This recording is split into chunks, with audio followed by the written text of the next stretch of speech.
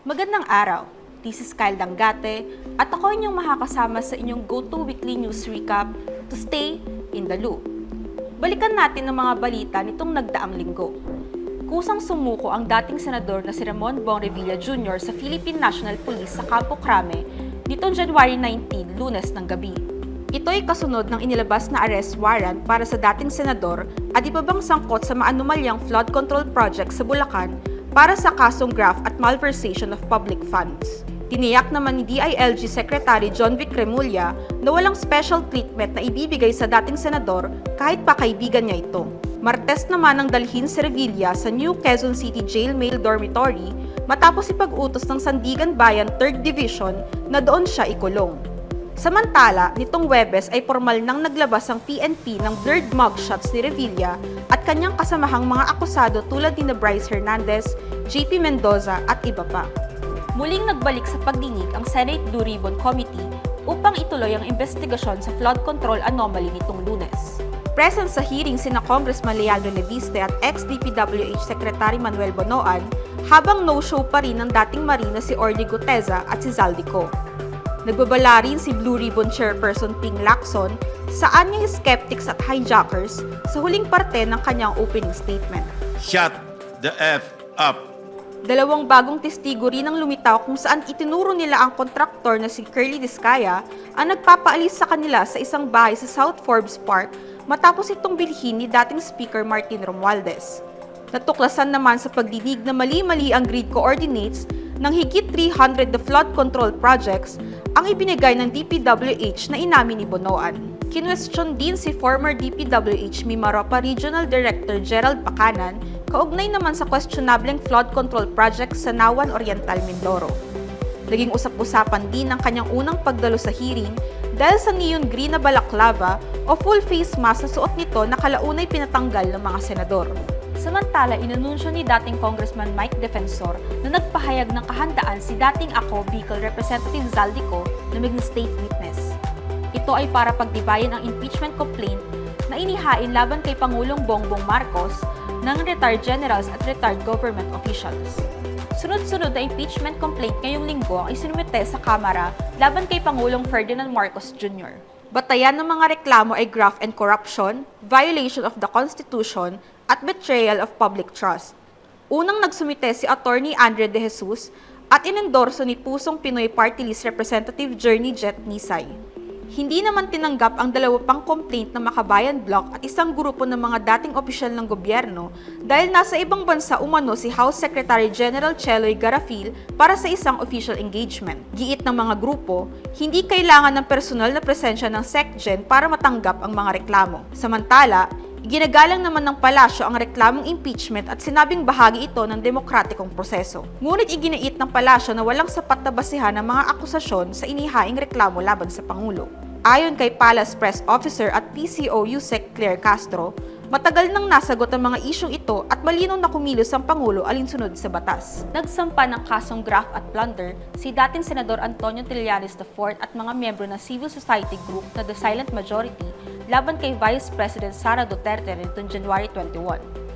Dahil umano ito sa maling paggamit ng 650 million pesos na confidential funds ng kanyang tanggapan at iba pang mga anomalya sa panahon ng kanyang panunungkulan bilang Education Secretary at Alkalde ng Davao City. Kabilang anya rito ang umano'y bilyon-bilyong piso na audit disallowances at unliquidated cash advances sa ilalim ng pamamahala ni Duterte. Malaki ang tiwala ni Trillanes na napakalakas ng mga kasong isinampa nila sa Ombudsman laban kay VP Sara dahil ang mga ito ay dokumentado. Sa panayam ng DZXL News, sinabi ni Trillanes na nanggaling sa Commission on Audit at iba't ibang ahensya ng gobyerno ang ginawa nilang batayan sa complaint at hindi kwento-kwento lamang. Samantala, itinutulak ni Trillanes na magsanib puwersa ang kasalukuyang administrasyon at mga kakamping. Sa panayam pa rin ng DZXL News kay Trillanes, inihayag niyang kaya itinutulak niya ang admin at kakamping ay para hindi na manalo pa ang mga Duterte sa 2028 elections. Sinabi rin ni Trillanes na pinagpipilian ngayon ng mga kakamping sa pagkapangulo si Senator Bam Aquino at Senator Risa Ontiveros dahil parehong tumanggi na tumakbo si Naga City Mayor Leni Robredo at Senator Kiko Pangilinan. Habang sa panig naman ng administrasyon ay tinutulak umano si dating PNP Chief General Nicolas Torre III, na pinaniniwalaan niyang malaki ang potensyal. Kaya ang magandang arrangement anya rito, kung sino ang mas lamang sa kandidato ng kakamping at administrasyon, ay siya ang magiging standard bearer na tatakbo bilang presidente at vice-presidente. Hinatulang guilty ng Tacloban Regional Trial Court sa kasong terrorism financing ang community journalist na si Frenchie May Cumpio at activist na si Mariel Domiquil.